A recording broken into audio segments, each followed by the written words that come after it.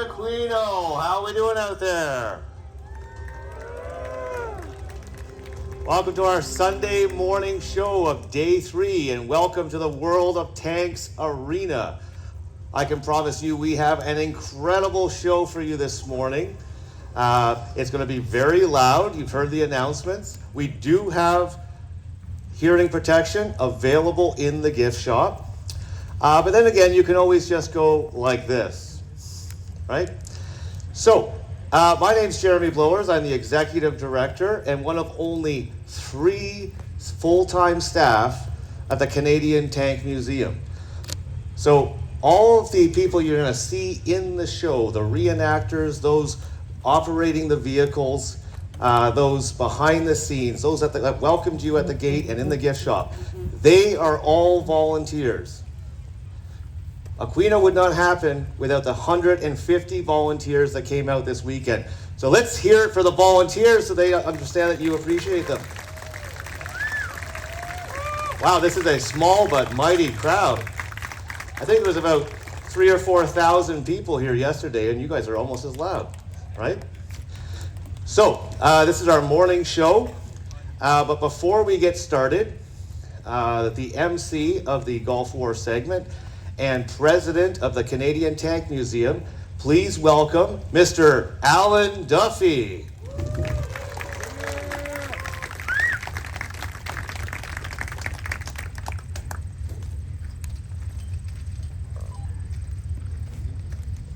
Well, after that introduction, I better say something kind of cool, huh?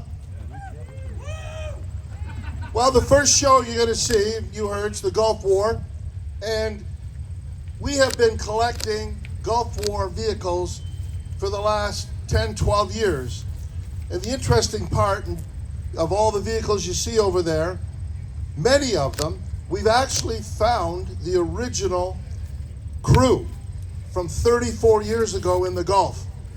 And they'll be here, and I'm going to, in a short while, I'm going to introduce them to you when we kind of do a tank talk on each of the vehicles. Now, it was in 1990 that Saddam Hussein in Iraq, he invaded Kuwait, and he took over the country. He was after the riches and the oil. And a coalition of forces gathered in Saudi Arabia, and basically it was led by the US. The Brits were there in a very big way. There was a Canadian contingent, the French, the Saudis. There was quite a collage of different nations that came together to push Iraq out of Kuwait. So what we're going to do here now, this Iraqi Gulf War battle, we're going to have British vehicles and American vehicles. And the interesting part, as I just mentioned, the British vehicles have veterans that were there 34 years ago. They've been coming out to this event for the last 10 years. So we have our own little band of brothers. It's very cool. So what we're going to do here, we're going to bring them out, all of them, and we're going to do 2 laps so you can get to see the vehicles when they're running. And then what we'll do, we'll bring them out one at a time. We'll bring them out one at a time, and we'll talk about each of the vehicles. And then as I'm talking about them, the vehicle that was ahead will go down and get staged for the battle. So the Russian vehicle will be down there, and it'll be ready for the battle as soon as we're done. And then what I'm going to do is I'm going to take my notes, and I'm going to go up the top of the bleachers there and choreograph the battle as it goes through. So those of you standing around me, you'll hear some of the comments behind the scenes. You'll hear some of the stuff going down. So I hope you find it interesting. There's a lot of bang. So again, you've been warned about that. Hearing protection is nice, or just stick the fingers in your ears. But it's going to be pretty noisy, and it's going to be fast. It doesn't last too long, but it's full of action. So on that note, let me, Marshal, bring out the tanks.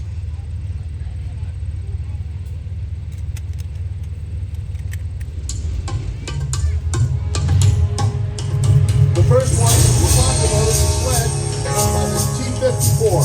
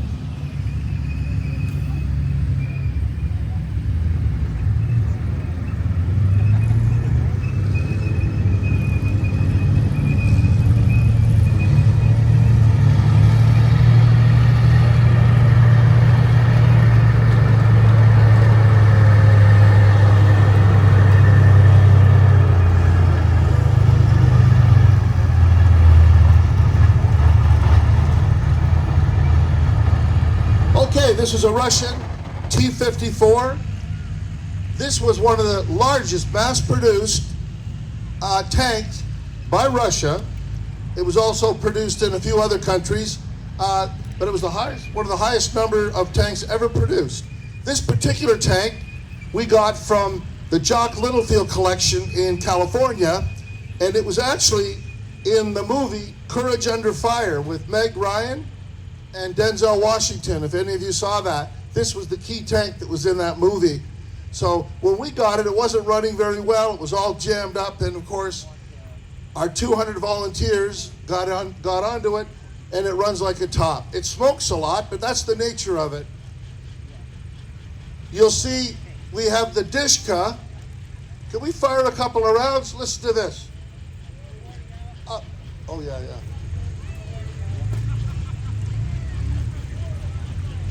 I surprised him with this request. All right. Good stuff. Okay, wrap her up.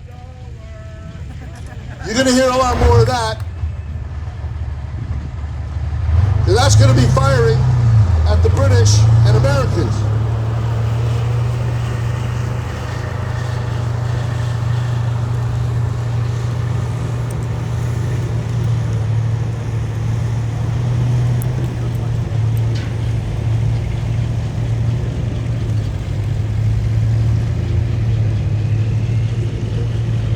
All right, this is a Land Rover 90. It's based on the wheelbase. It's also called the Dinky because it's small. And it's an aluminum body. It's got a diesel engine. And if you ever saw the movie, like the movies before World War II, the Rat Patrol, this is what the British used behind enemy lines. It was a reconnaissance vehicle. Sorry. I'm getting radio chatter here in my ear. So what we have is we have twin machine guns on the back, and we have a single machine gun on the front. It's like a war wagon. So gentlemen in the back, can you fire off a few bursts?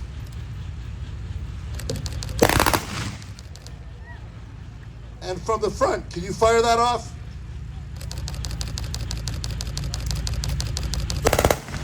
All right. So that's what will be coming after the Iraqis. So we have a crew here of two different, just a moment here. Robin Craig has been with us a very long time. He's the driver. And this young lad is one of our veteran sons. So a whole other generation is coming. And in the back, I didn't know you were getting in there. We got Matty Pyle. He helps us a lot in the UK. He's come over. And we have Peter, and he's from Australia. So we had all kinds of people helping us out here.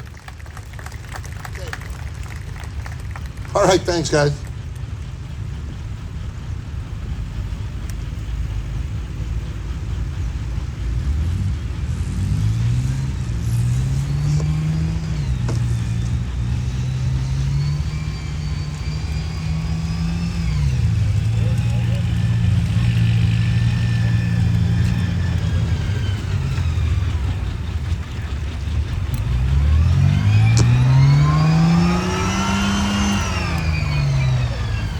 Now this vehicle,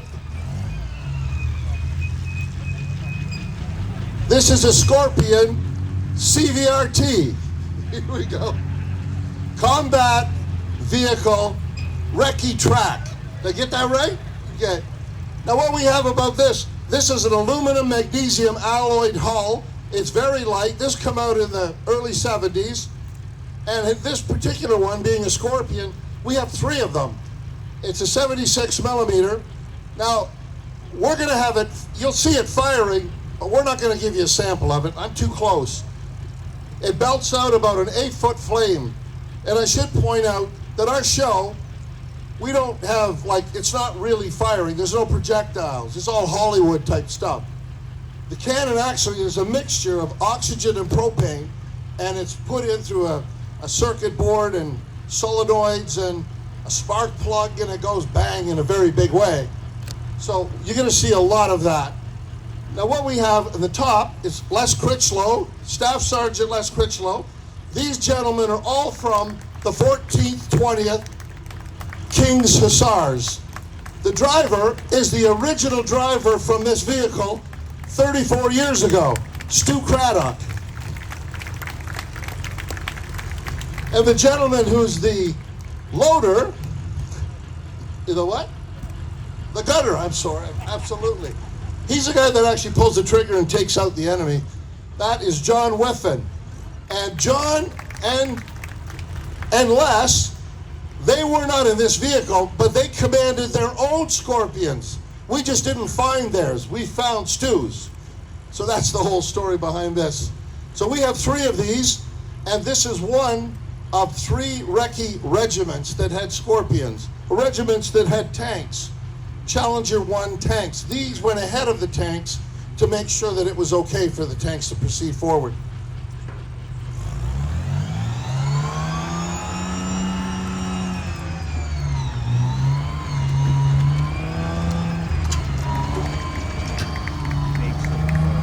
You'll see each of these vehicles here going up to that far end, and they're getting staged in a very specific spot to prepare for the battle that you're going to see.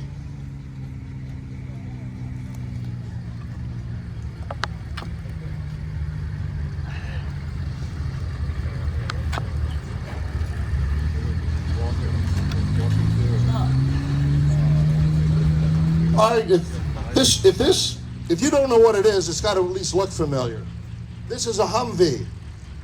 You see them for, the civilian, Hummer 1, Hummer 2, Hummer 3. This is the original. This is a 1985 when they first came out for the military. Very universal, big diesel in it. There's not a lot of armor plating on this, but the doors have some armor on it, but it's very basic. But this was meant, again, to go ahead. This could be used as a cargo vehicle. It was very versatile. So what we have is a 50 cal on top, and just a moment, because I got to come down this side here. He's going to give us a couple of rounds out the barrel. Shoot. All right, that's enough. Oh. Very versatile, used from 85, and I believe it's still being used in, you see a lot of these currently in Ukraine and all around the world, to be honest. They're still being used extensively. Okay.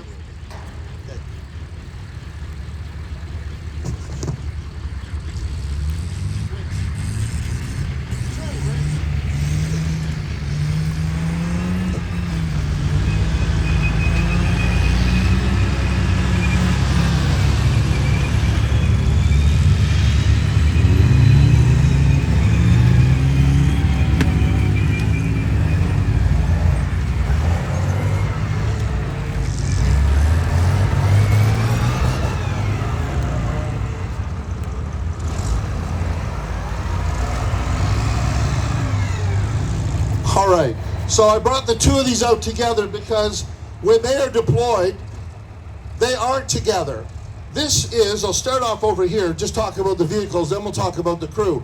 This is a Striker. Again, this is a CVRT. That's a CVRT, that's a Scimitar. It's different names, but the chassis is the same. The powertrain is basically the same. For the most part, there's exceptions. This has a Jaguar engine, a J60 petrol engine.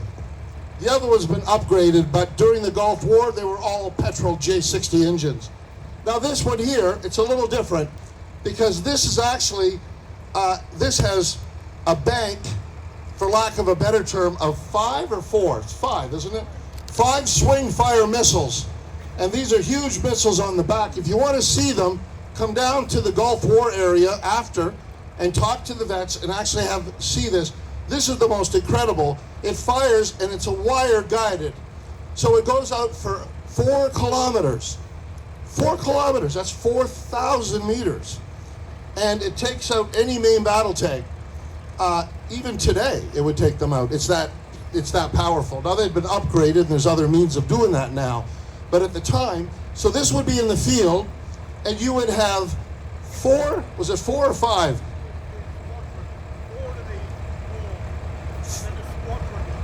Okay, well, how many per? Isn't it 4 of those per one of these? Do the math. Yep, there we go. So for every one of these, because it might have a machine gun. You see he has it up there, but that's it. There's no cannon on it. So these were fast. And that one over here, the scimitar, this has a Raritan 30 millimeter cannon. So this can pop off around fairly quickly. It holds a belt. I think you can do 5 rounds, or is it 3 rounds? It's fast. 3 rounds, and then it reloads with a separate mag clip on the side of it. So this is this would be in the front, and this would be in the back. Now let's talk about the veterans here. A veteran of the Canadian Ontario Regiment Militia, about 1970, and my buddy we served together is Glenn Hines.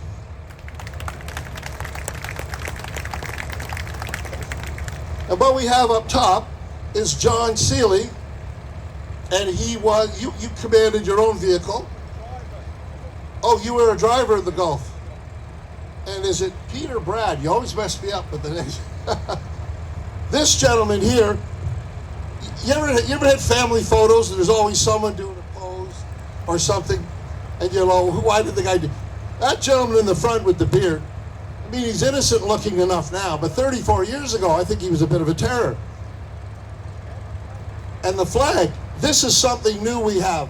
This British flag that we see back here, that is an original flag that he had on his vehicle 34 years ago. He's brought it out. It's battle damaged in there.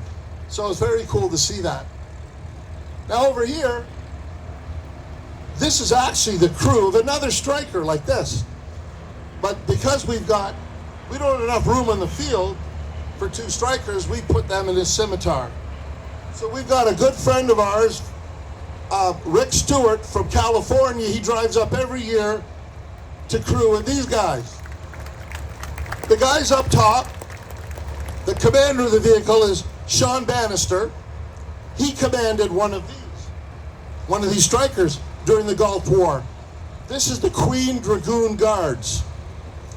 And this gentleman here, that's Calvin Bird, and he was the gunner in one of these, a striker. He's taken out many of Russian tanks and BMPs. You've probably seen the BMP-1 down there. We're having trouble getting it running this year, so it's on static display. And remember I told you about a young lad that was in the Land Rover, and he was the next generation? That young lad is Calvin's son. They're bringing over their grandchildren. Okay, good stuff, guys.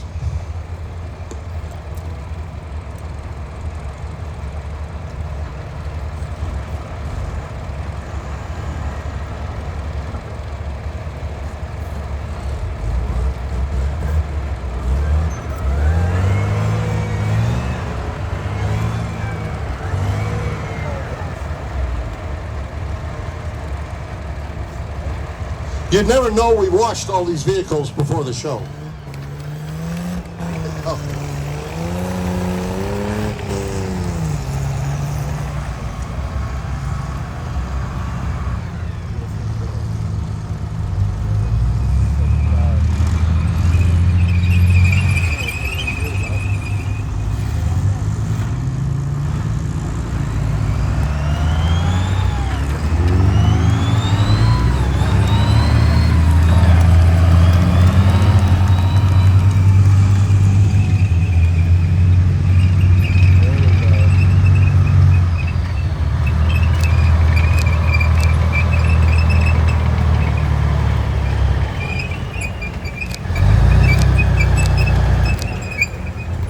All right, this very small tank, I should say big tank, this is an M60 American, and this was used as a primary tank throughout the 80s and even the early 90s. But by the time the Gulf War came along, what they had done is they had converted from the M60, the Americans, from the M60 to the Abrams. You probably all heard about an Abrams tank, which is still used today. They keep improving it and modifying it. But this, well, actually, not this particular tank, but an M60 was the tank used by the U.S. Marine Corps when they stormed the Kuwaiti airport and took it away from the Iraqis. So we have this involved in our show. This is a 105 millimeter cannon on it, and this itself is also set up for oxygen propane. So you'll see a big blast out of that, and this will be near the back, but it'll be part of our display as well. So on top we've got Sophie. And we also have the crew. You probably heard of Battle Royale. Well, if you haven't, it's when we have two tanks and they go at it. Just like World of Warcraft, or listen to me, World of Tanks, when they both come out. And we have Brandon's the commander up top, and Ashley, give him away. Ashley's the driver. And they're very competitive and emotional if they don't win. All right, watch your head there.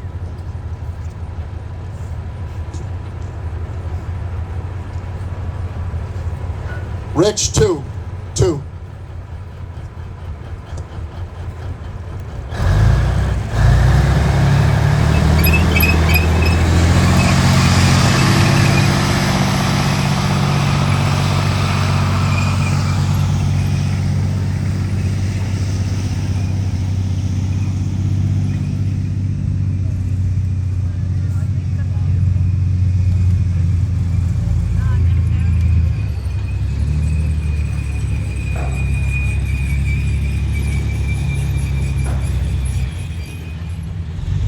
We'll just get these two turned towards you.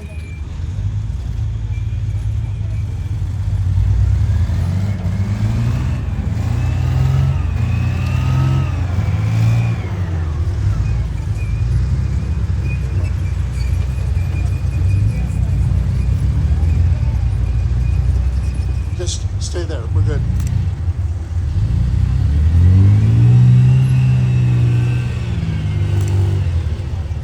Could have brought him a little closer.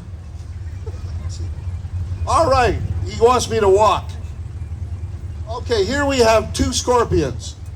You already saw the first one that we had. This is the last two, and they're the same type of vehicle. And I mentioned there was 3 armored regiments that had tanks, and they had Challenger 1 tanks in the Gulf War, and they had a squadron of these that would go out in front. So what we have here is we have one of the Royal Scots tank done up. You'll see the Scottish flag up there.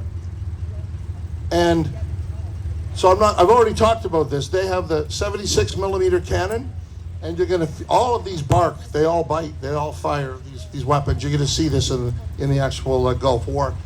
So for a driver, we have Lottie's our driver, and she's also a guest that's come to help us from Australia. And we have Mac up top, and he is from the 14th, 20th King's Hussars, and he was in his own Scorpion with that regiment. So they're here to... Now over here, we have the 2 Georges.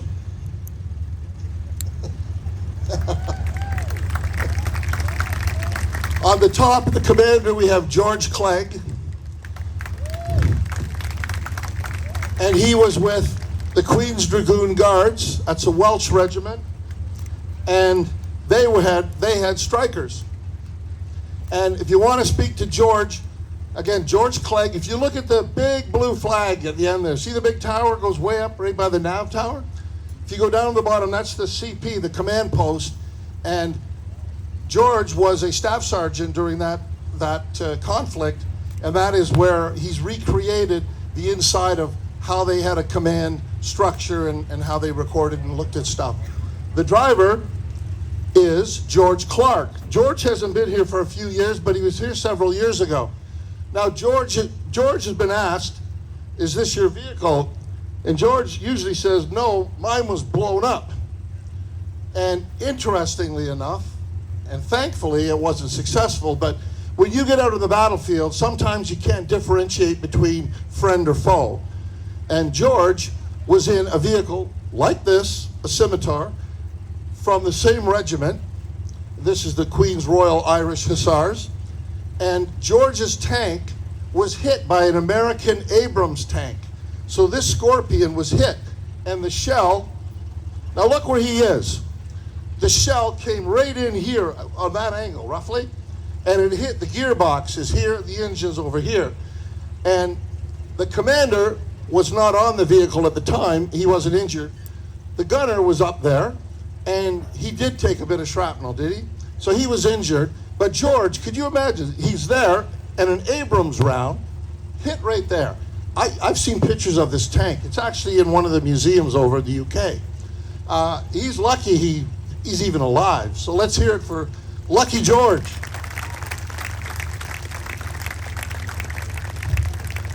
Now the gunner, and I hate to brag, and I hate to have you guys envious, but how many of you guys can actually say, yeah, my wife will get in a tank?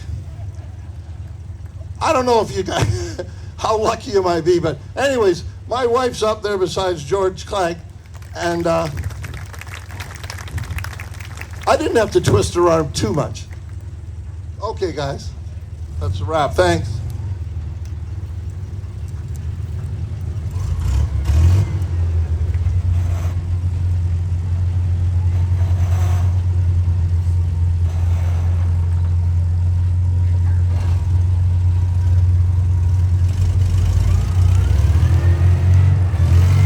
Can you imagine these vehicles, 30, 40, 50, some of them 60 years old, keeping them running and the maintenance involved? And this is where our crew, the 200 volunteers, come in.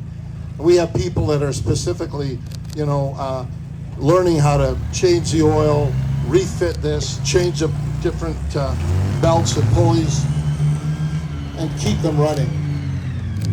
You can't have all of these operational vehicles, approximately 200, and 95% of them run. This is the largest collection of operational vehicles in the world. There are other museums that have a lot of vehicles, but they don't all run. They sit there and you can look at them.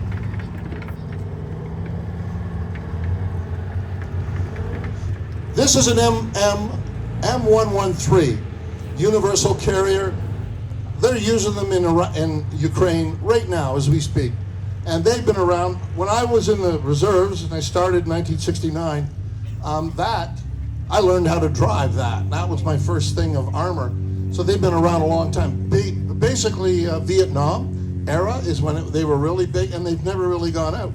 They've modified them significantly, the suspension, they put different kind of track on it, but it's still the basic M113, and this will participate in. These two gentlemen on the top are reenactors. They're dressed up like British soldiers, and what they will do when we have the battle, you'll see them come out the back of this and deploy and move forward with the tanks when they begin the assault on the Iraqi positions down there.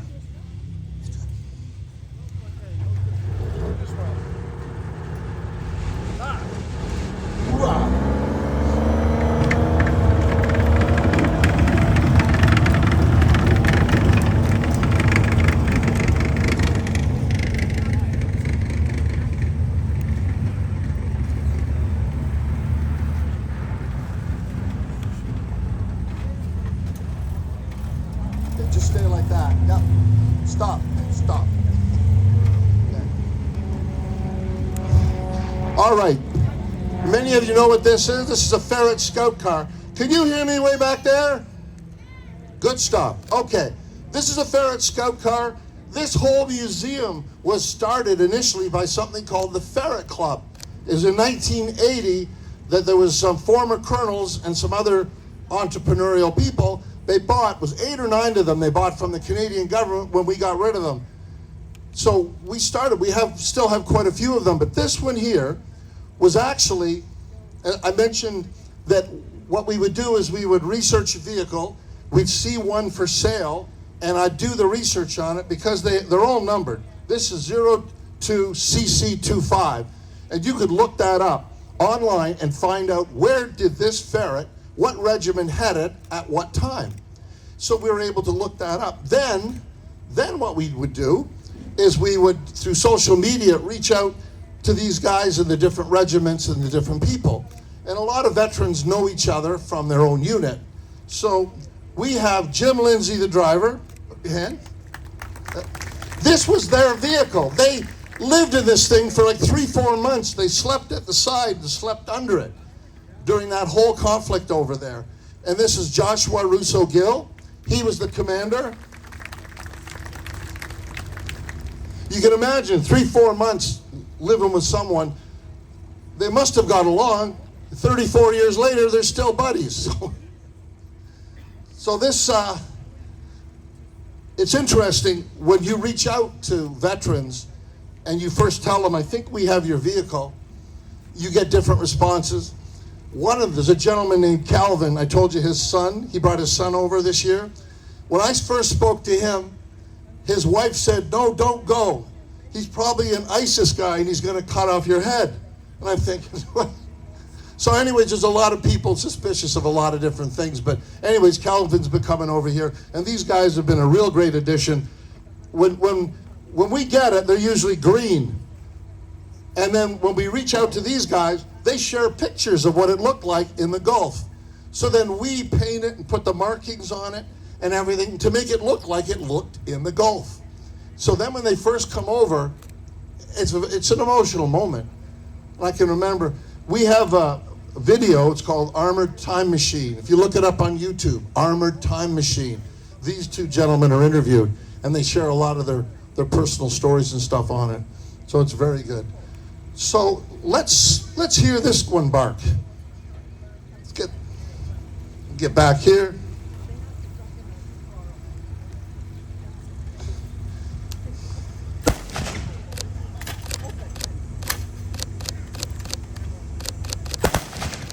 All right.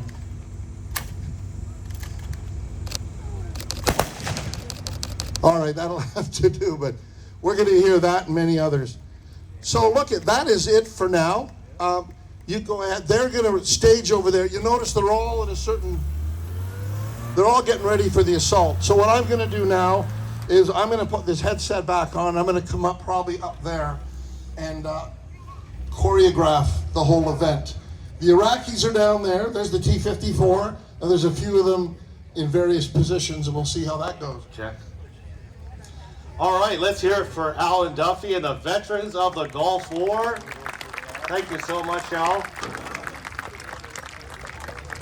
Now, for the rest of the day, these veterans and their vehicles will be down there in that tank harbor where the big blue flag is. So this afternoon, you can get up close to these vehicles, speak to the veterans and the crews, and get their personal stories of living on and fighting in these vehicles over 30 years ago in the Gulf War. Now, the segment that you're about to see this is where we're saying it's going to get very loud. This is where here at Aquino Tank Weekend, you're going to get as close as you can to a feeling of what it is like in combat for these veterans. The weapons are real.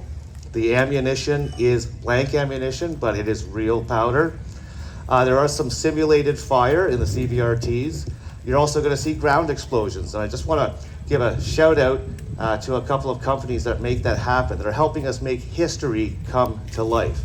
So the weapons and ammo are actually supplied by Movie Armaments Group out of Toronto. They're a professional movie company that provide firearms for film and television. And the ground effects and other special effects that are going to create the scenes, the smell, the smoke of a battlefield are from a Toronto company, Max FX. And you can actually see pyrotechnician out there in the field. So let's hear it for Max FX and Movie Armaments Group.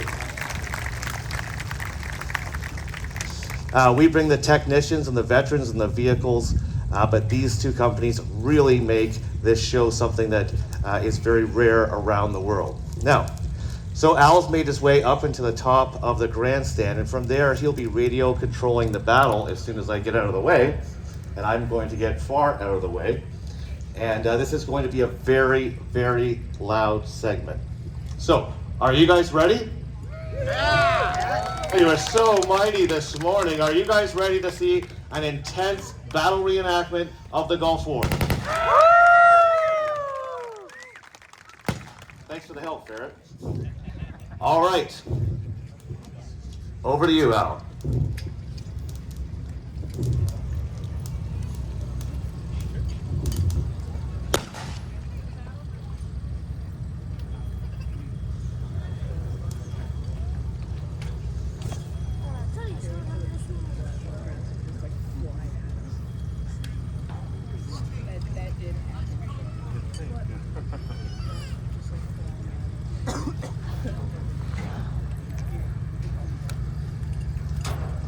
So once again, Al was talking about the conflict in 1990, 1991, when Saddam Hussein decided to take his army and invade his neighbor of Kuwait.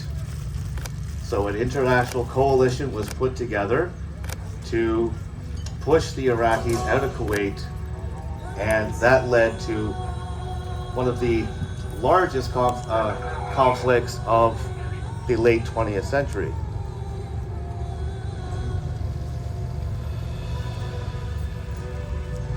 You guys might remember Operation Iraqi Freedom, or Operation Desert Storm, as the Americans called it. For the British, it was known as Operation Granby. The Canadians were also involved in Operation Friction, which supplied air support and a field hospital. But today, as you see, we're going to see the British forces of Operation Granby. And they had a secret weapon that the Iraqis knew nothing about. And you might take this for granted now. You're probably carrying it with you. GPS, Global Positioning Systems. So all of the hardened Iraqi forces were along the most obvious hard direct routes. And they had no idea that British and American forces were actually flanking them through the desert because they had GPS. They knew exactly where they were. They couldn't imagine that a modern mechanized force would be able to navigate the desert and come out on their flank. So here you see an Iraqi outpost. There's some soldiers, most of them conscripts.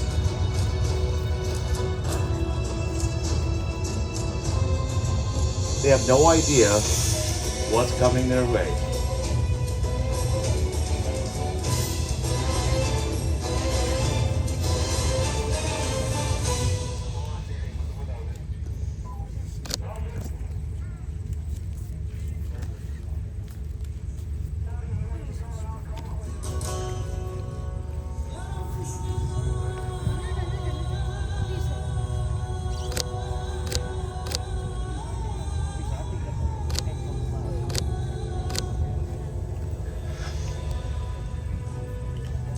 So the first vehicles to appear out of the desert sands are the reconnaissance vehicles, or recce. You can see a light armored recce, the Ferret Scout car. They're way ahead of the main force. And their job is to report back on enemy forces and positions. And they've now made contact with the Iraqi infantry.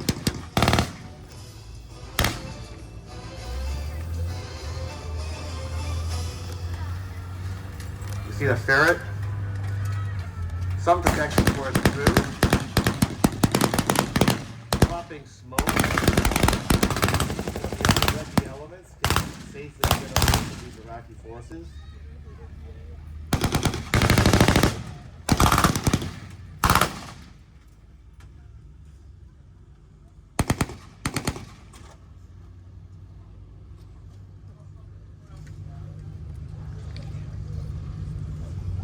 So now the Iraqi forces know that something is out there in the desert. Reconnaissance units try not to actually engage the enemy.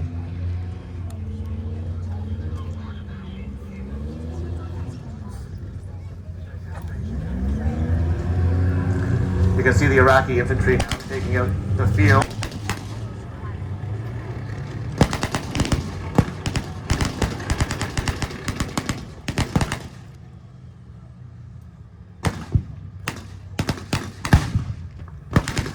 infantry dismount from the M113. And comes in the heavy infantry, the CBRT.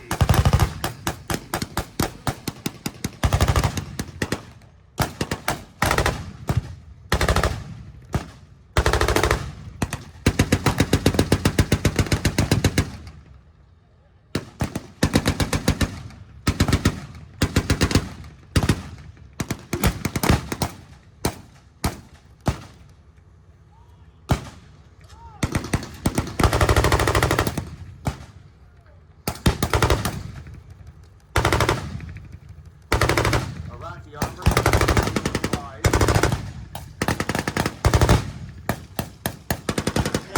tracked, and now they're fighting with small arms on their vehicle. Absolute surprise by the Allied forces.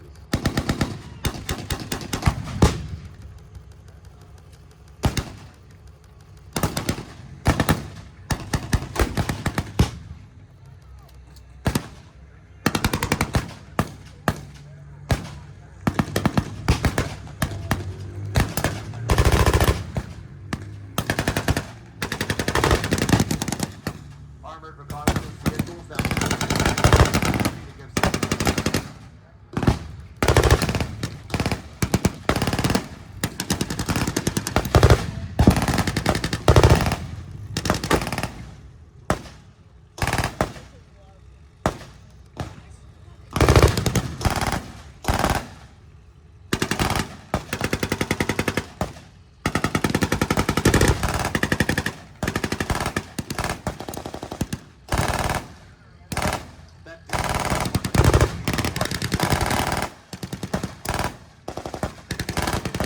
the CBRT.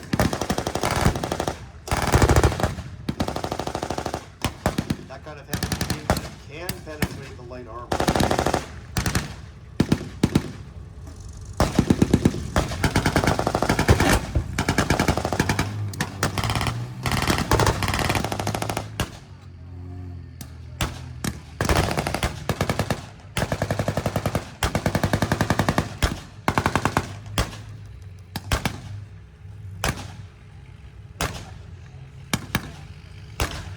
Allied infantry now right in the position of the Iraqis. Some of them are starting to give up. Remember, Saddam Hussein had mostly conscript forces.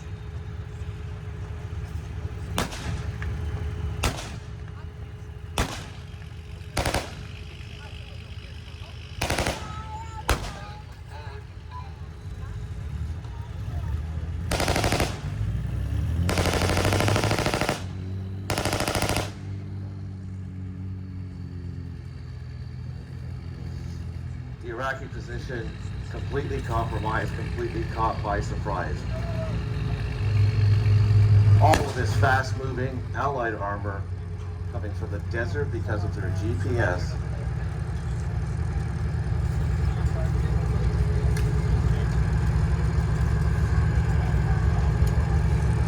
And that's pretty much how the entire Gulf War went. It was pretty quick.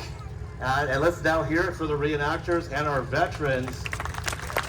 I hope you enjoyed that tiny show. That was a massive amount of pop and bang. Now, one vehicle that you probably didn't notice that was recording the battle is this drone up here. So we're going to have some epic footage of this Gulf War reenactment that we will soon be releasing on YouTube. And how do you get a drone up in the air at an airport? Well, you can ask Don Drones On. He's our YouTuber, a specialist in drones, and just can't wait to see that amazing footage. Don, let's hear it for Don Drones On. All right, so these vehicles will clear the field. Once again, you'll be able to get up close to them and meet the veterans of the Gulf War down in the Tank Harbor, the desert area. So I hope you enjoy the rest of your time here at Aquino Tank Weekend. Our afternoon show, the finale of Sunday, is going to start at 1 o'clock. We're going to have a special ceremony. We're going to have another reenactment, the 80th anniversary of the Battle of Aquino in 1944. So we're going to see the Ontario Regiment against German Axis forces during the Italian campaign. And the finale of today's show will actually be that simulated tank battle that Al was telling you about, the World of Tanks Battle Royale. You're going to see the M60 and another Cold Warrior MBT here in this arena in a tank-on-tank battle. So, once again, my name is Jeremy. I hope you enjoy the rest of your day here at Aquino Tank Weekend, and I'll see you soon in the World of Tanks arena.